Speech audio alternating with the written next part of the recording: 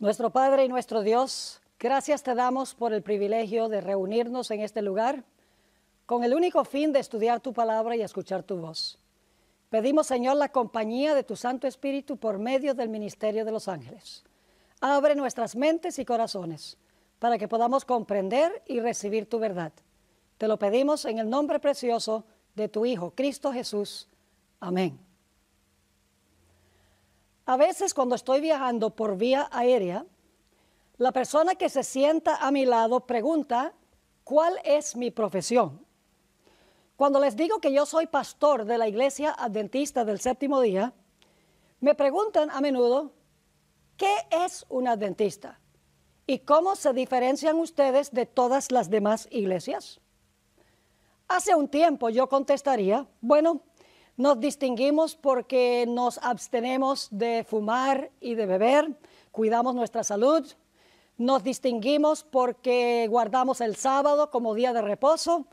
O también les decía porque nosotros creemos que los muertos cuando van al sepulcro permanecen completamente inconscientes hasta el momento de la resurrección. Pero con el transcurso de los años he descubierto que hay otras iglesias que básicamente tienen estas mismas doctrinas. Hay iglesias no adventistas que guardan el sábado. Hay iglesias no adventistas que creen que los muertos nada saben. Y hay iglesias y sectas que no son adventistas que también creen que debemos tener mucho cuidado de nuestra salud. Así que la pregunta clave es, ¿qué nos distingue a nosotros como adventistas del séptimo día de todas las demás sectas religiosas? En esta serie vamos a ver que hay dos puntos cardinales que nos distinguen especialmente de todas las demás iglesias. Dos puntos únicos en su género que caracterizan a la Iglesia Adventista del Séptimo Día. El primer concepto único de la Iglesia es el gran conflicto universal entre el bien y el mal. El enfoque de que el mal no solamente aflige a este mundo, sino es algo que aflige al universo entero. Y en segundo lugar, lo que nos distingue es el concepto del ministerio de Cristo Jesús en el santuario celestial. Ahora, básicamente todas las iglesias enseñan que el propósito primordial del plan de la salvación era salvar al hombre. Pero en esta serie de temas vamos a ver que el propósito del plan de la salvación es mucho más amplio y profundo que meramente la salvación del ser humano. Este propósito que nosotros vamos a estudiar solo se puede comprender a la luz de estos dos conceptos que mencioné hace algunos momentos. Solo se puede entender el propósito amplio y profundo del plan de la salvación entendiendo el santuario hebreo, que era una sombra del santuario celestial, y el gran conflicto universal entre el bien y el mal. En esta serie vamos a estudiar la cosmovisión de la Biblia. El santuario no es una mera doctrina de la Biblia, una doctrina entre otras. La doctrina o la creencia en cuanto al santuario en realidad es la cosmovisión de la Biblia. Es el concepto que une todos los conceptos de la Biblia. Es decir, la cosmovisión es aquel concepto que unifica todas las doctrinas y todos los aspectos de la creencia cristiana. Cada doctrina de la Biblia es como una parte de un entero. Cada doctrina le añade un color al matiz del panorama. Pero la doctrina del santuario toma todas estas partes, todos estos matices y los unifica en un cuadro hermoso. Hay una escritora que ha desarrollado este tema más que cualquier otro escritor en la historia de la Iglesia Adventista, y es Elena G. de White. Quiero leer un par de citas que escribió esta mujer hace algo más de 100 años. Estoy leyendo en primer lugar del Conflicto de los Siglos, página 462.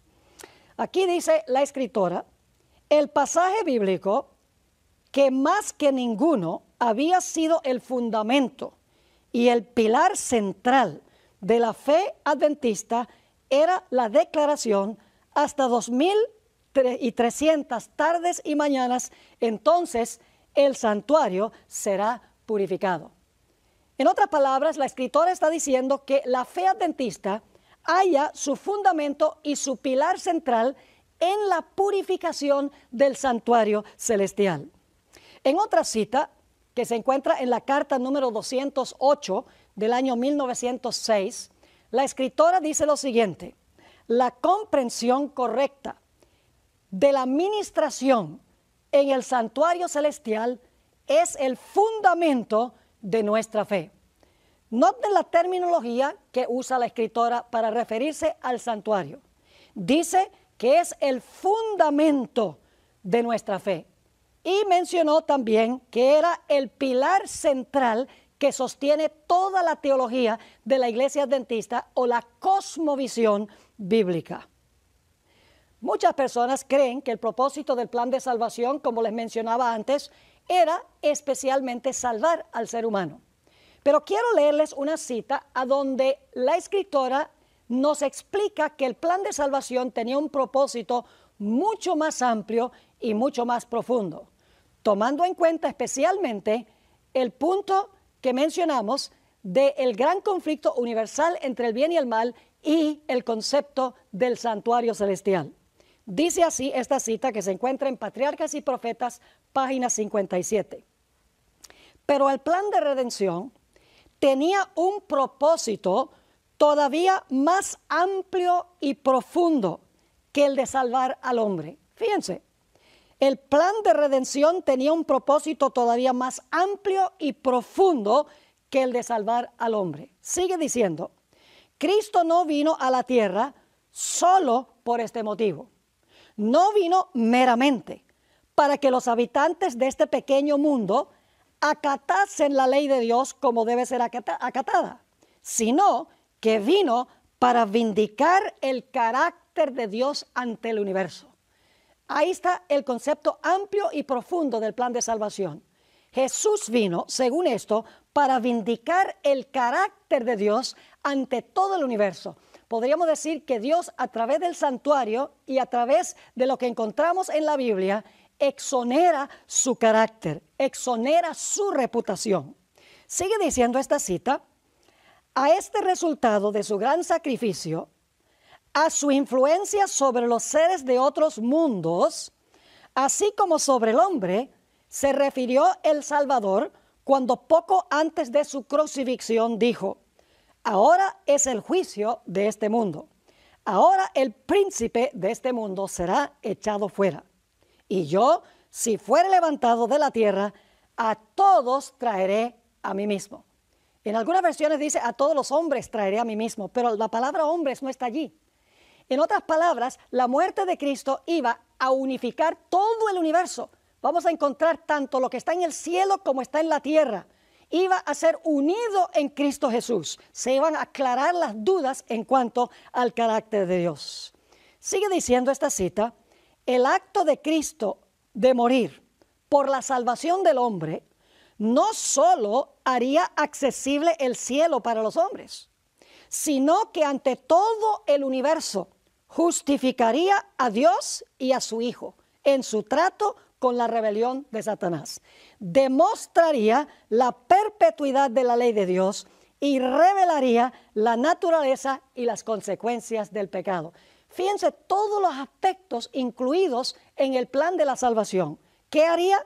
Justificar a Dios y a su Hijo en su trato con la rebelión de Satanás. En segundo lugar, demostraría que la ley de Dios es perpetua. Y en tercer lugar, se revelaría la naturaleza o las características y las consecuencias del pecado. Mis queridos amigos, el conflicto en el cual estamos involucrados es un conflicto cósmico, es un conflicto universal. No está relacionado este conflicto solo con este mundo, sino que está incluido todo el universo de Dios. El conflicto no comenzó en la tierra, el conflicto comenzó en el cielo. Así que el cielo está involucrado en esta gran controversia o en este gran conflicto. Un concepto limitado del problema del mal nos llevará a un concepto limitado de la solución del problema. El plan de la salvación tiene como propósito vacunar al universo contra la posibilidad de que haya jamás otra rebelión. Es decir, al permitir Dios todo lo que ha ocurrido en estos 6,000 años de pecado, Dios está garantizando la seguridad eterna del universo, de tal manera que no haya una posibilidad de otra rebelión. Dios no implementa soluciones apresuradas que tapan provisionalmente el problema del pecado. Dios se toma su tiempo, de tal manera que cuando termine el problema del mal, no quedarán cabos sin atar. Es decir, el propósito del plan de salvación, en un sentido más amplio y profundo, es revelarle a todo el universo cómo es Dios y en contraste cómo es Satanás, de tal manera que todo el universo vea que Dios es justo y amoroso y que Satanás es exactamente lo contrario. El problema del pecado no se originó aquí en la tierra, sino que se originó en el cielo, en la misma presencia de Dios. La Biblia nos dice que este conflicto celestial comenzó en el cielo con los seres celestiales. Y ustedes se preguntarán, ¿quiénes son esos seres celestiales? ¿Será que había seres en el universo antes que existiera este mundo? La respuesta a esta pregunta es que sí. En el libro de Job, el capítulo 38 y los versículos 4 al 7, encontramos un pasaje muy interesante que describe los eventos de la creación. Quiero leer ese pasaje. Aquí Dios le hace una serie de preguntas a Job. ¿Dónde estabas tú cuando yo fundaba la tierra? Házmelo saber si tienes inteligencia. ¿Quién ordenó sus medidas, si lo sabes? ¿O quién extendió sobre ella cordel? ¿Sobre qué están fundadas sus bases? ¿O quién puso su piedra angular? Note que aquí se está describiendo la creación. Ahora fíjense el versículo 7. Cuando alababan todas las estrellas del alba y se regocijaban todos los hijos de Dios. Cuando Dios creó este planeta, nos dice la Biblia que las estrellas del alba alabaron y se regocijaron todos los hijos de Dios. Se refiere aquí a los seres celestiales. Los ángeles, mis queridos amigos, no son lo que la gente piensa que son. Hoy en día se ha vuelto muy popular pensar que los ángeles son espíritus de los difuntos, que se han ido al cielo al morir la gente y entonces regresan aquí a la tierra para ayudarnos a nosotros. Eso no es posible, porque según este pasaje, los seres celestiales ya existían cuando este planeta fue creado. Porque dice aquí que cuando Dios creó, todas las estrellas del alba alabaron y se regocijaron todos los hijos de Dios. Es decir, en el cielo había millones de habitantes antes de la creación de este mundo. Ahora, en ese cielo se encontraba el santuario original de Dios. El santuario terrenal era una copia del santuario celestial para que pudiéramos entender el lugar a donde habita Dios. Es más, el santuario terrenal era solo una copia de una maqueta que le mostró Dios a Moisés en el monte Sinaí. Quiero leer del libro de Hebreos, el capítulo 8 y el versículo 5, a donde nos dice que el santuario terrenal y sus servicios sirven a lo que es figura y sombra de las cosas celestiales. Fíjense que lo terrenal era, según esto, figura y sombra de las cosas celestiales. Como se le advirtió a Moisés cuando iba a erigir el tabernáculo, diciéndole, mira, haz todas las cosas conforme al modelo, es decir, conforme a la maqueta que se te ha mostrado en el monte. Dios no le mostró a Moisés el santuario celestial. Dios le mostró a Moisés en el monte una maqueta o un modelo del santuario celestial y luego Moisés construyó el santuario en la tierra de acuerdo al modelo que él vio. Pero el propósito del modelo era enseñar grandes lecciones en cuanto al santuario celestial, porque el terrenal era una copia del celestial, en miniatura. Ahora, en ese santuario, el santuario terrenal, que era una copia del santuario celestial, había un mueble que se conoce como el Arca del Pacto. En Éxodo capítulo 25, 19 y 20 se describe el Arca del Pacto y en unos momentos voy a leer esos versículos. Y allí nos dice que el arca del pacto tenía una tapa que se conoce como el propiciatorio, que representa el trono de Dios, y a cada lado del arca había un querubín cubridor. Leo ahora de Éxodo 25, 19 y 20. Dios está instruyendo a Moisés: harás también 2 querubines de oro, labrados a martillo. Los harás en los 2 extremos del propiciatorio. El propiciatorio es la tapa donde llegaba la Shekinah, la gloria de Dios, representando el trono de Dios. Versículo 19. Harás pues un querubín en un extremo y un querubín en el otro extremo. De una pieza con el propiciatorio harás los querubines en sus 2 extremos. Ahora escuchen la parte clave. Y los querubines extenderán por encima las alas, es decir, por encima del arca del propiciatorio, iban a extender sus alas, cubriendo con sus alas el propiciatorio, sus rostros el uno enfrente del otro, mirando al propiciatorio los rostros de los querubines. Es decir, en el santuario terrenal había un arca con una tapa, el propiciatorio, ahí se manifestaba la gloriosa presencia de Dios, y en cada lado había un querubín que con sus alas cubría el propiciatorio. Ahora, ¿qué representaba esto? Esto representaba en miniatura el trono sublime de Dios en los cielos. Un trono que también tiene 2 querubines, uno a cada lado del arca celestial. Ahora quiero que notemos que uno de esos querubines que se encontraba en el santuario celestial se llamaba Lucifer. La palabra Lucifer significa portador de luz. Fue creado sin una sola mancha de pecado.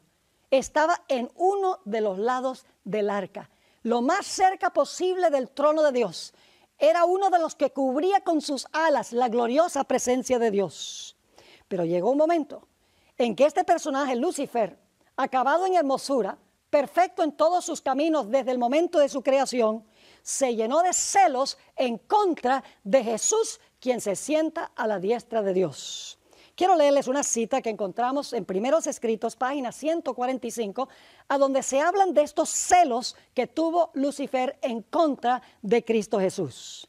Dice allí: Satanás fue una vez un ángel a quien se honraba en el cielo, el que seguía en orden a Cristo. Su semblante, como el de otros ángeles, era benigno y denotaba felicidad. Su frente, alta y espaciosa, indicaba poderosa inteligencia. Su figura era perfecta y su porte noble y majestuoso. Así que primeramente se describe lo positivo en cuanto a este personaje, pero luego sigue diciendo la cita: pero cuando Dios dijo a su Hijo, es decir, cuando el Padre dijo al Hijo, hagamos al hombre a nuestra imagen, Satanás sintió celos de Jesús. Deseó que se le consultase acerca de la formación del hombre. Y porque esto no se hizo, se llenó de envidia, celos y odio. Deseó recibir los más altos honores después de Dios en el cielo. Así que encontramos que el primer individuo que siente estos impulsos pecaminosos fue un ser celestial, quien estaba en la misma presencia de Dios, uno de los 2 ángeles cubridores del trono de Dios, de la tapa del arca, del propiciatorio, por así decirlo. Se llenó de envidia, no primordialmente contra el Padre, sino contra su Hijo, el otro personaje que estaba allí cercano a Dios. Y por lo tanto, Lucifer se propuso de que iba a derrocar a Dios de su trono. Cuando se dio cuenta que Dios el Padre favorecía a su Hijo, y de eso vamos a hablar en unos momentos, no solamente estaba ya ensañado con Jesús, sino que estaba ensañado con el que estaba en el trono. Y así es que en Isaías 14, 12 al 14, nos dice que Lucifer se propuso en su corazón a derrocar a Dios de su trono. Y leo esos versículos. ¿Cómo caíste del cielo, oh lucero, hijo de la mañana? Cortado fuiste por tierra, tú que debilitabas a las naciones. Tú que decías en tu corazón, subiré al cielo, en lo alto, junto a las estrellas de Dios ensalzaré mi solio, o levantaré mi trono, como dicen otras versiones. y en el monte del testimonio me sentaré a los lados del norte. Sobre las alturas de las nubes subiré y seré semejante al Altísimo. Fíjense qué interesante. Dice, yo voy a ascender a los lados del norte donde está el trono de Dios. Y allí voy a levantar mi trono y seré semejante al Altísimo. Pero Lucifer, quien estaba lleno de envidia contra Jesús y también contra su padre, porque el padre consultaba a Jesús y no a él, sabía que él no podía lograr lo que él quería meramente él solo. Y por lo tanto decidió que era necesario ganar simpatizantes y ganar seguidores que lo ayudaran en su rebelión. Para esto, él tuvo que decir mentiras, porque al fin y al cabo, los seres celestiales sabían que Dios es bueno, que Dios es justo, que Dios es amoroso y que su gobierno es perfecto. Los habitantes celestiales sabían eso. Habían existido quién sabe por cuánto tiempo, pero habían visto cómo Dios gobernaba el universo.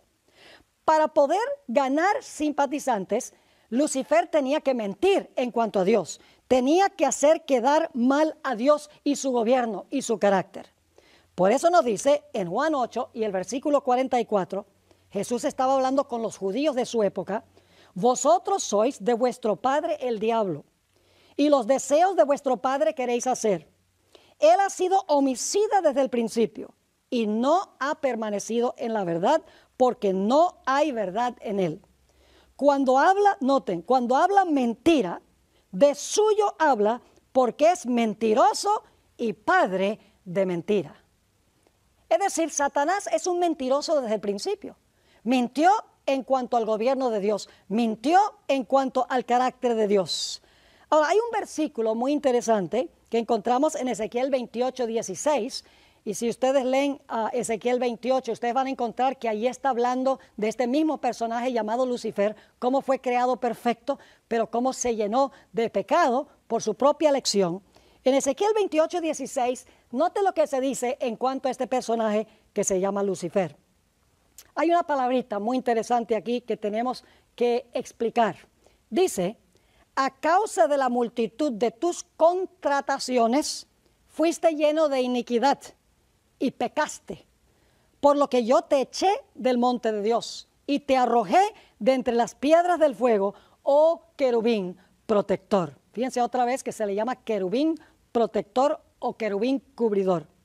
¿Qué significa la multitud de las contrataciones que tenía este personaje Lucifer? Bueno, por mucho tiempo me preguntaba en qué sentido es que Lucifer tenía una multitud de contrataciones. ¿Qué significaba eso? Y luego busqué la raíz de esta palabra en otros sitios de la Biblia. Y descubrí dos versículos que usan la misma raíz de esta palabra que nos ayudan a entender cuál era la contratación que Lucifer estaba empleando. En Ezequiel 22 y el versículo 9 tenemos el primer versículo que explica cuáles eran las contrataciones. La palabra contrataciones significa que Lucifer estaba tratando de hacer un contrato, estaba tratando de venderle algo a los ángeles. Y la pregunta clave es, ¿qué es lo que le estaba tratando de vender? Saben que en inglés, cuando una persona dice algo que no creemos mucho, decimos, I don't buy that. Es decir, yo no compro eso. Porque la persona está tratando de vender mentiras. Ahora, quiero que noten Ezequiel 22 y el versículo 9, cómo se usa la raíz de esta palabra. Dice, hablando Dios en cuanto a Tiro, calumniadores. Esa palabra calumniadores es la misma raíz que la palabra contrataciones. Calumniadores hubo en ti para derramar sangre, y sobre los montes comieron en ti, hicieron en medio de ti perversidades. La raíz de esa palabra entonces significa calumniadores. Hay otro versículo a donde se usa la misma raíz, Levítico 19 y el versículo 16, a donde Dios le advierte a su pueblo a no hablar mal del prójimo. Dice ahí en Levítico 19 y el versículo 16, no andarás chismeando. Esa es la misma raíz de la palabra contrataciones. No andarás chismeando entre tu pueblo. No atentarás contra la vida de tu prójimo, yo Jehová. Es decir, Lucifer, sus contrataciones fueron calumniar a Dios y hablar o chismear en cuanto a Dios. Decir que Dios era injusto, que Dios no era amoroso, que Dios hacía acepción de personas. En unos momentos vamos a examinar todas las acusaciones de Satanás en contra de Dios.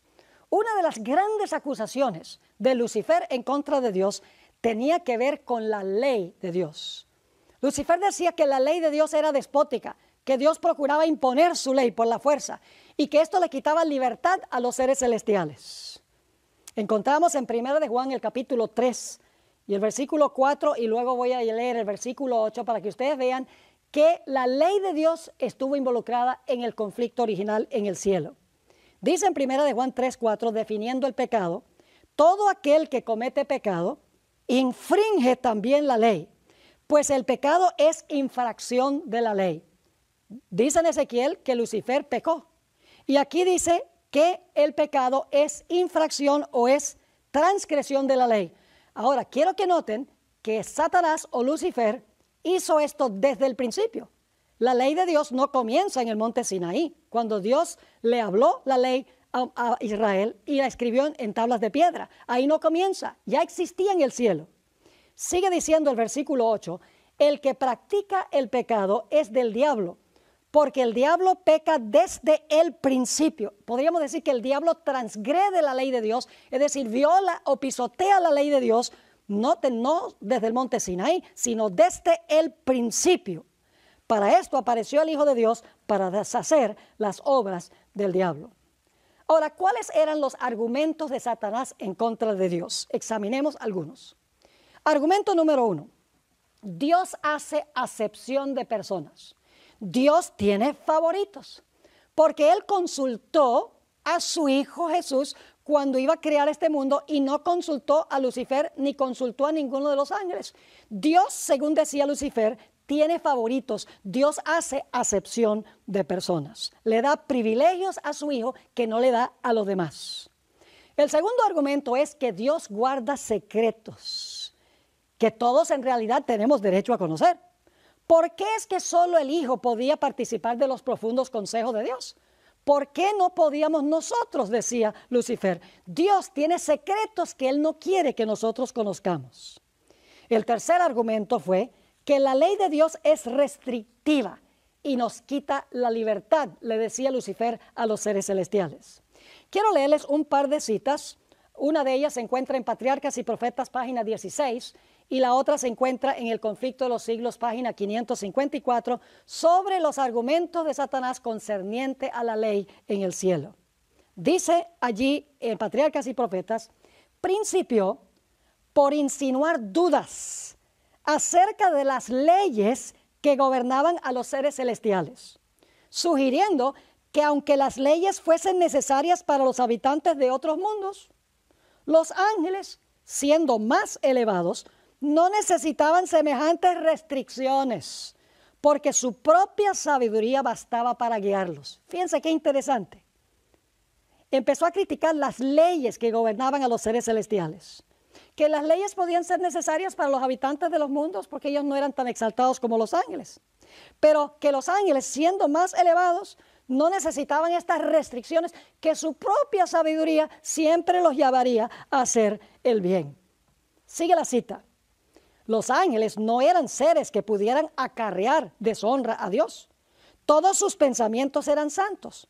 Y errar para los ángeles era tan imposible como para el mismo Dios. La exaltación del Hijo de Dios como igual al Padre fue presentada como una injusticia cometida contra Lucifer. Ya comentamos sobre eso. Quien, según se alegaba, tenía también derecho a recibir reverencia y honra. Si este príncipe de los ángeles pudiese alcanzar su verdadera y elevada posición, ello redundaría en grandes beneficios para toda la hueste celestial, pues era su objeto asegurar la libertad de todos. ¿Qué estaba prometiendo Lucifer? Libertad de la ley de Dios. Estaba procurando deshacerse de la ley de Dios, diciendo que cada ser celestial podía ser ley a sí mismo. En El conflicto de los siglos, página 554, encontramos otra cita que describe los argumentos de Satanás en el cielo en cuanto a la ley. Escribe así Elena White: reiteró Lucifer su aserto de que los ángeles no necesitaban sujeción, sino que debía dejárseles seguir su propia voluntad, que los dirigiría siempre al bien. Denunció los estatutos divinos como una restricción de su libertad y declaró que el objeto que él perseguía era asegurar la abolición de la ley para que libres de esta taba, las huestes del cielo pudiesen alcanzar un grado de existencia más elevado. Imagínense ustedes, decía que la ley de Dios restringía la libertad de los seres celestiales, que él quería abolir la ley de Dios para que los ángeles pudieran alcanzar un grado más elevado de existencia. Hoy en día, mis queridos amigos, estamos escuchando comentarios semejantes, inclusive desde púlpitos cristianos. Así que los argumentos de Lucifer, resumiendo, Dios hace acepción de personas. En segundo lugar, Dios guarda secretos, es decir, guarda en su mente cosas que no está dispuesto de compartir con otros. En tercer lugar, la ley de Dios quita la libertad y es mi intención abolir la ley, decía Lucifer. Pero había otros argumentos. Lucifer decía, Dios es egoísta, solo quiere que todos hagan lo que él dice, que todo el mundo le sirva, pero Dios no quiere levantar ni un solo dedito para servir. Además de eso, le declaró a los ángeles, Dios es absoluta justicia. Y si ustedes desobedecen la ley de Dios, Dios es un déspota y Dios los va a destruir. No crean que Dios es misericordioso y les va a perdonar. En ningún sentido, Dios es pura justicia y si ustedes se rebelan contra su ley, Él los va a destruir. Y finalmente Lucifer dijo, si me ponen a mí en el trono, yo gobernaría mejor, porque en mi reino todos serían libres de hacer lo que quieran sin una ley que los cohíba. Tales fueron los argumentos de Lucifer en contra de Dios. Ahora, lo interesante es que el propósito de Lucifer era ganar adeptos, era ganar seguidores, simpatizantes, para que esos simpatizantes pudieran entonces ayudarlo para derrocar a Dios y para tomar el trono. Así que Lucifer se propuso a darle a Dios un golpe militar. Y la Biblia nos dice que logró ganar para su lado una tercera parte de la hueste angélica. Mis queridos amigos y hermanos, los argumentos de Lucifer tienen que haber sido muy poderosos, aunque engañosos, tienen que haber sido convincentes. Eran erróneos, pero a veces el error una persona puede hacerlo parecer la verdad. Tienen que haber sido argumentos, sofismas muy peligrosos, porque la Biblia nos dice que logró ganar la simpatía de una tercera parte de los ángeles. Y yo estoy seguro que los ángeles que escogieron permanecer leales a Dios se preguntaban mucho en cuanto a las insinuaciones de Lucifer. ¿Será que lo que Lucifer está diciendo pueda tener un elemento de verdad? ¿Será que Dios hace acepción de personas, que Dios anda secreteándose, que Dios es egoísta, que la ley de Dios nos quita la libertad? Indudablemente, aún los que permanecieron fieles a Dios tenían preguntas en su mente en cuanto a las acusaciones de Lucifer. El propósito por el cual Dios permite que continúe esta trayectoria del mal es para que todas las personas puedan ver una contestación clara de Dios a estas falsas insinuaciones de Lucifer. El propósito de Dios en permitir que el conflicto siga, el propósito de Dios en el servicio del santuario es explicar el carácter que Él tiene, bueno, amoroso y justo, en contraste con el carácter malévolo de Satanás. La palabra diablo viene del griego diabolos, que significa calumniador de la reputación de otros. Ahí es que encontramos lo que leímos en Ezequiel y en Levítico el capítulo 19, a donde nos dice que no debemos andar chismeando o calumniando entre el pueblo de Dios. La palabra Satanás significa adversario o acusador.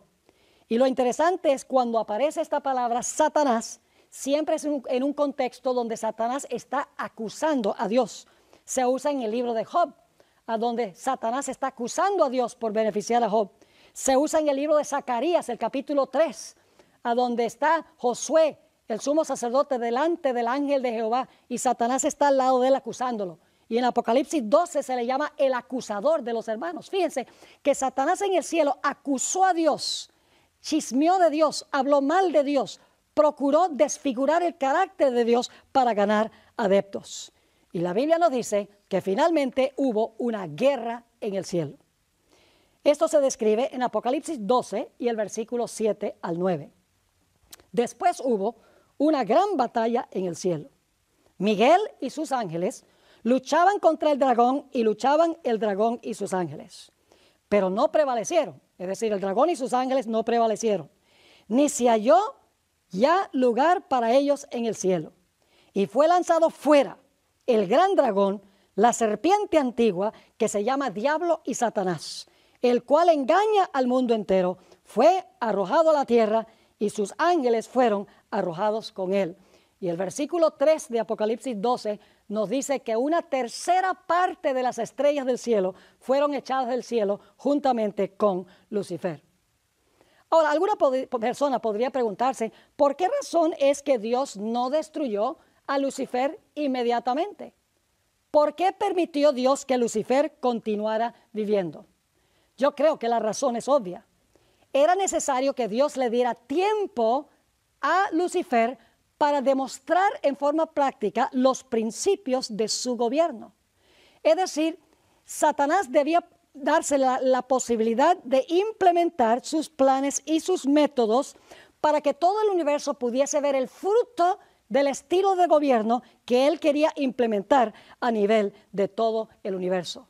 Si Dios hubiera destruido a Lucifer inmediatamente, los seres celestiales probablemente hubieran servido a Dios por temor, porque hubieran dicho, fíjese, Lucifer dijo que Dios es pura justicia, que si alguien lo contraría, Dios lo destruye, y fíjese, Lucifer contrarió a Dios y mira, Dios lo destruyó. Los seres celestiales tal vez hubieran continuado sirviendo a Dios, pero le hubieran servido por temor y no por amor. Y además de eso, siempre hubiese existido la posibilidad de otra rebelión. Así que Dios sencillamente dijo, yo voy a permitir que Lucifer implemente sus planes de gobierno. Yo voy a permitir que él exhiba la clase de gobierno que él quería implementar. Y cuando todos vean el contraste entre el estilo de gobierno de él y el estilo de gobierno mío, todos se darán cuenta que mi estilo de gobierno es el mejor. El problema es que Satanás fue echado del cielo, pero no tenía un cuartel desde el cual él podía desarrollar los principios de su gobierno. Necesitaba tener una capital, por así decirlo, con seres a donde él pudiera implementar el estilo de gobierno que él decía que era mejor que el gobierno de Dios. Por eso la Biblia nos dice que Dios, a través de su Hijo, decidieron seguir adelante con el plan de crear a nuestros primeros padres, a Adán y a Eva. ¿Podría Dios haber dicho, no, este asunto de la rebelión de Lucifer debe llevarnos a cambiar el plan? No hagamos al hombre y a la mujer. Pero Dios decidió continuar con el plan. Cuando Dios creó a Adán y Eva, Satanás se saboreó y dijo, si yo puedo lograr vencer a Adán y a Eva, pero especialmente a Adán como padre y representante de la raza humana, entonces yo puedo sentarme en el trono del mundo porque ahora Adán será mi siervo por haberme aceptado a mí como su Señor, y yo voy a tener un cuartel de operaciones desde el cual llevar adelante mi plan de gobierno en contra del gobierno de Dios. Así que Satanás se propuso de que iba a hacer caer a Adán y a Eva, y que al quitar a Adán de su trono, Satanás iba a poder ocupar el trono, iba a tener su territorio desde el cual llevar adelante su rebelión contra Dios y para revelar su estilo de gobierno. Así fue que Dios colocó un árbol en medio del huerto, el árbol de la ciencia del bien y del mal. El propósito de este árbol era probar la lealtad de Adán y Eva, darles libre albedrío. Dios les dijo, yo quiero que ustedes escojan servirme, porque el amor exige que se tenga libre albedrío. Así que yo coloco el árbol. No coman de ese árbol, porque si comen del árbol van a morir. Absténganse de ese árbol y aprovechen todos los demás árboles del huerto, son para su consumo personal. Pero un día Eva se alejó de Adán y llegó a parar debajo del árbol de la ciencia del bien y del mal. Allí estaba Satanás disfrazado, es decir, estaba detrás de una serpiente. Probablemente Eva estaba esperando un ángel del cielo, porque yo creo que Dios les había advertido a Adán y Eva que un ángel poderoso había caído del cielo y que iba a venir para tratar de tentarlos para que comieran del árbol. Así que Satanás dijo, yo creo que Eva va a estar esperando a un ángel, así que en vez de venir como un ángel de luz disfrazado, la Biblia nos dice que se camufló o se escondió detrás de una serpiente. Y es interesante notar que la discusión entre Lucifer o Satanás y la mujer refleja los mismos principios de la rebelión que se realizó en el cielo. Vamos a mirar un poco la tentación de Satanás en contra de Eva. Viene Satanás y le dice, con que Dios os ha dicho que no podéis comer de ningún árbol del huerto. El propósito por el cual Satanás le dijo esto a Eva, que Dios les dijo que no comieran de ningún árbol del huerto, es porque él sabía que diciendo algo que Eva sabía que estaba equivocado, que Eva iba a empezar una conversación con él. Y eso es exactamente lo que sucedió. Eva dijo, no, estás equivocado, déjame corregirte. Dios dijo que podíamos comer de todos los árboles del huerto, pero nos dijo que si comíamos de este árbol en particular, íbamos a morir. Fíjense que el diablo lo que quería era comenzar una conversación y tuvo éxito, haciendo una declaración falsa de que Dios había prohibido que comieran de cualquier árbol del huerto. Eva ahora lo corrige y dice, no, Dios dice que podemos comer nosotros de todos los árboles del huerto. Y ahora Satanás, después que fue echado del cielo, ya no es Lucifer, es Satanás, ahora Satanás le dice a Eva, no moriréis. Ahora, cuando él le dice eso a Eva, indudablemente se crea una confusión en la mente de Eva. Porque Eva está pensando, Dios dijo que si comíamos del árbol íbamos a morir. Ahora la serpiente me está diciendo que si comemos del árbol no vamos a morir. Y por lo tanto Eva ahora piensa, si no vamos a morir, como dice la serpiente, ¿por qué entonces fue que Dios nos dijo que sí nos íbamos a morir? Es decir, el diablo le plantó a Eva una pregunta y vamos a encontrar que enseguida le tenía la respuesta. La pregunta que le sembró a Eva es, ¿por qué si no vamos a morir, nos dijo Dios que sí íbamos a morir? Él sabe que Eva tiene esa confusión ahora y quiere saber por qué Dios dijo que iban a morir si en verdad no iban a morir. Y entonces Satanás le contesta la pregunta que le sembró y le dice, ¿quieres saber por qué Dios dijo que no van a morir? Que van a morir si comen del árbol. ¿Y por qué yo les digo que no van a morir? Mire, Dios sabe que el día que ustedes coman de este árbol, los ojos de ustedes se van a abrir. Es decir, Dios quiere que ustedes estén ciegos. Dios les está escondiendo una gran realidad. Dios sabe que el día que ustedes coman de este árbol, ustedes no van a morir, sino que ustedes van a ser como Dios. Fíjese que Lucifer había dicho en el cielo, seré semejante al Altísimo. Ahora le dice a Eva, ustedes van a ser como Dios. Y fíjense, no solamente dice, van a ser como Dios, sino que dice, van a ser como Dios en un sentido muy especial, sabiendo el bien y el mal. Es decir, ustedes no tienen que depender de Dios para saber qué es bueno y qué es malo. No necesitan a un Dios que les diga comer de este árbol es malo y comer de todos los árboles es bueno. Ustedes mismos pueden saber eso. Lo que pasa es que Dios en algún momento comió del fruto de este árbol y cuando comió del fruto llegó a ser Dios. Y cuando vio todos los poderes que le dio el comer del fruto, él no quería otros que fueran como él por ahí, que fueran rivales o competencia. Y por lo tanto, de ese momento Dios le dijo, van a morir. Pero en realidad Dios sabía más bien que en vez de morir, iba a haber rivales, iba a haber gente como él. Así que Satanás le lanzó a Eva estos sofismas, estas falsedades. Y la Sagrada Escritura nos dice que Eva comió del árbol engañada por Satanás. Y luego le dio a su marido y Adán comió.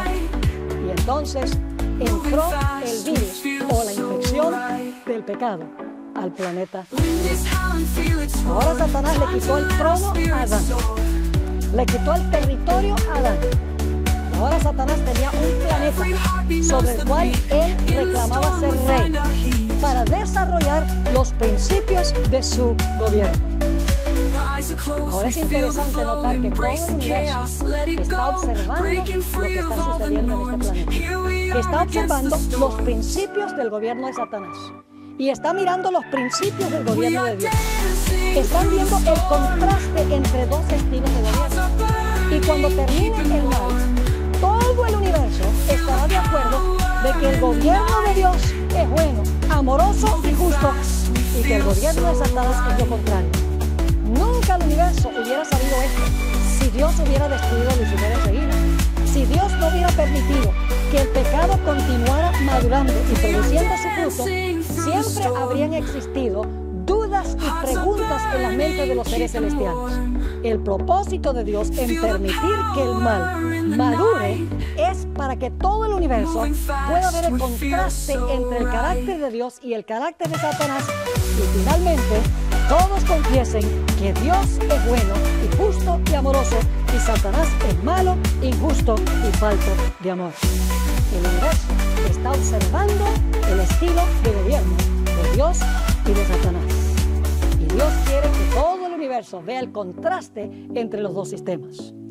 Quiero leer en los pocos minutos que nos quedan algunos versículos que indican que el cielo está involucrado en este conflicto y está observando lo que está sucediendo. 1 Corintios, el capítulo 4 y el versículo 9 es muy interesante. Estoy leyendo ahora de la Nueva Versión Internacional, donde dice lo siguiente: porque según pienso, Dios nos ha exhibido a nosotros los apóstoles al final de la procesión como a sentenciados a muerte, pues hemos llegado a ser espectáculo. La palabra espectáculo en el griego es theatron, es decir, teatro. Lo que se está viendo es una película. Ahora, ¿quiénes están viendo esta película?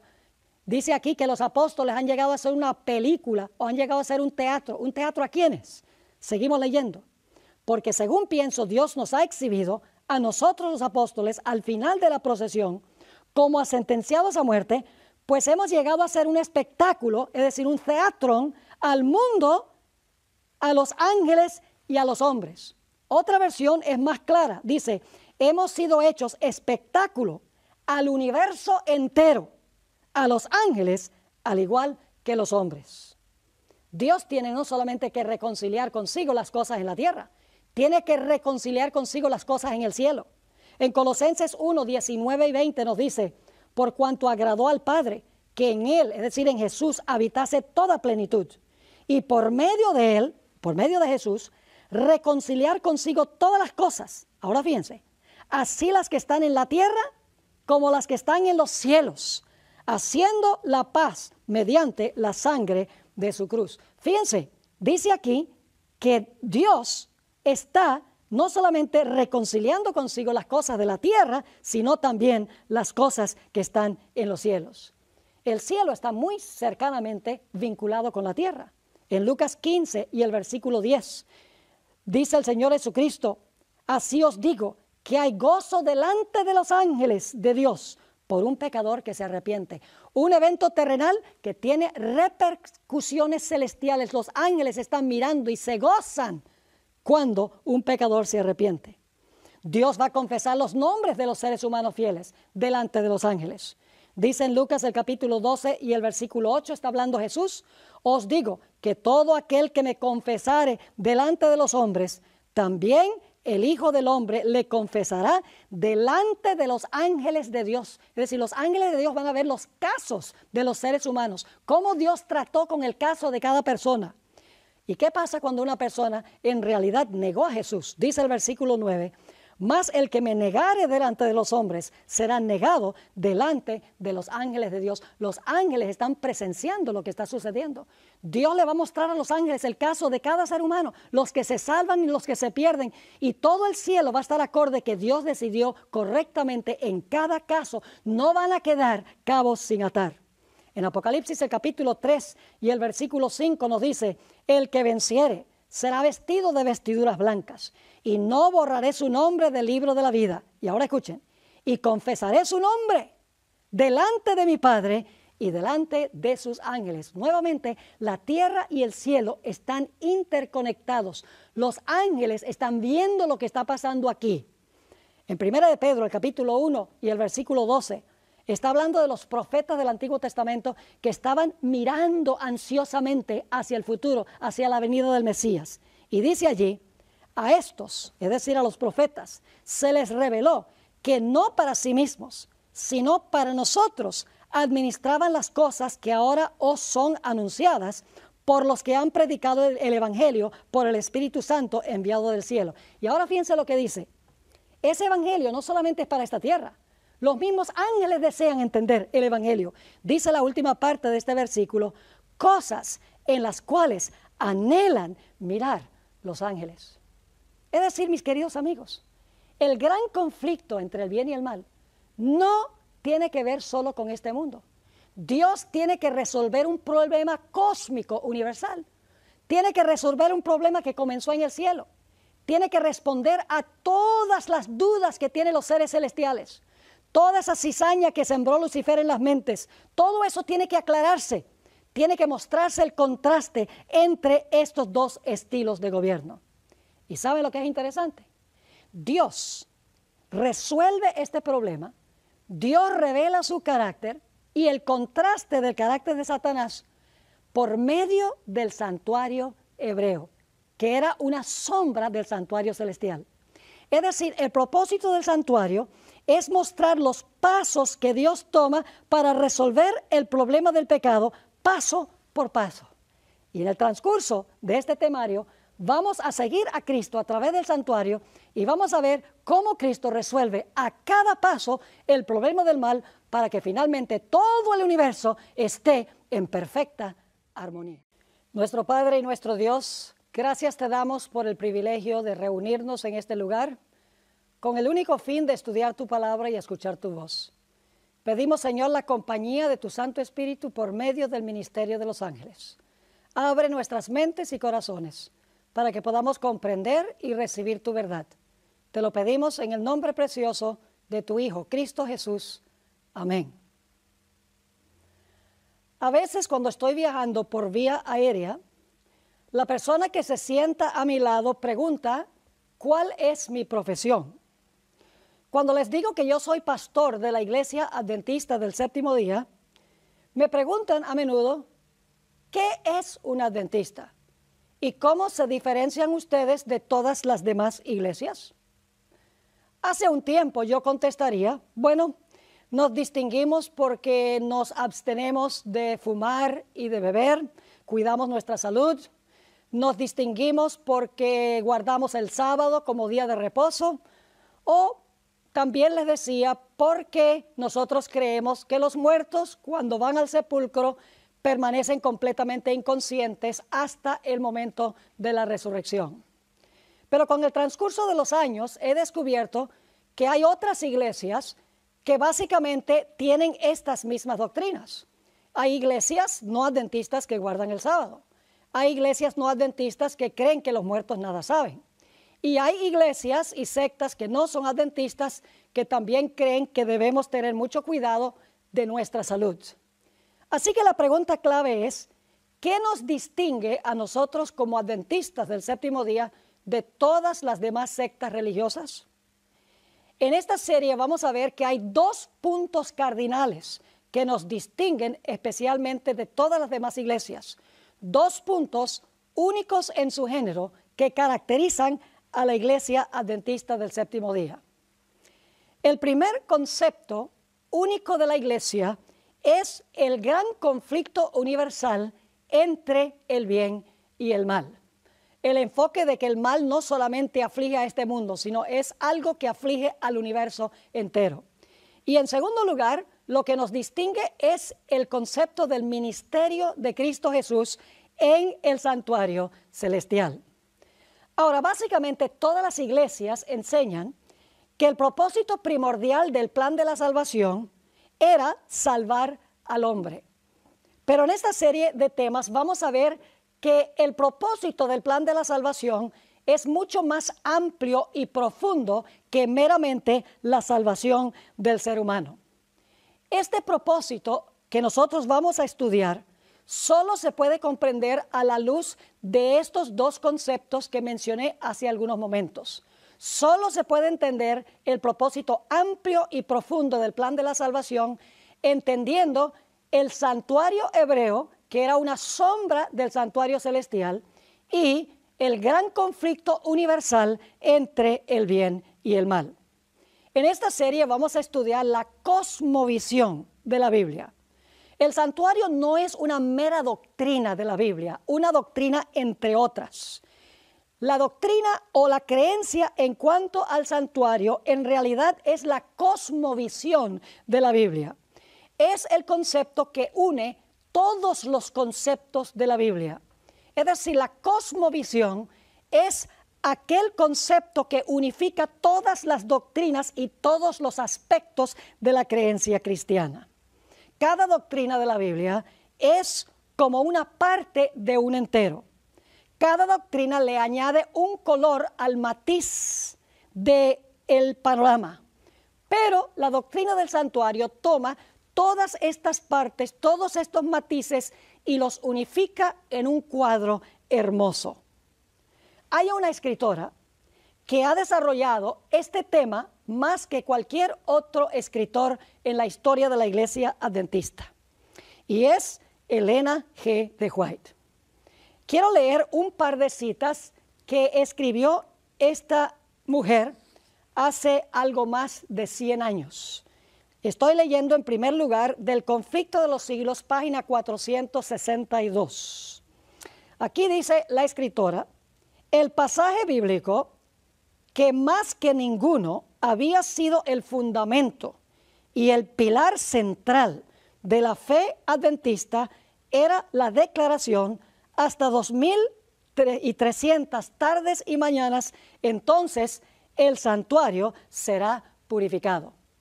En otras palabras, la escritora está diciendo que la fe adventista halla su fundamento y su pilar central en la purificación del santuario celestial. En otra cita, que se encuentra en la carta número 208 del año 1906, la escritora dice lo siguiente: la comprensión correcta de la ministración en el santuario celestial es el fundamento de nuestra fe. Noten la terminología que usa la escritora para referirse al santuario. Dice que es el fundamento de nuestra fe.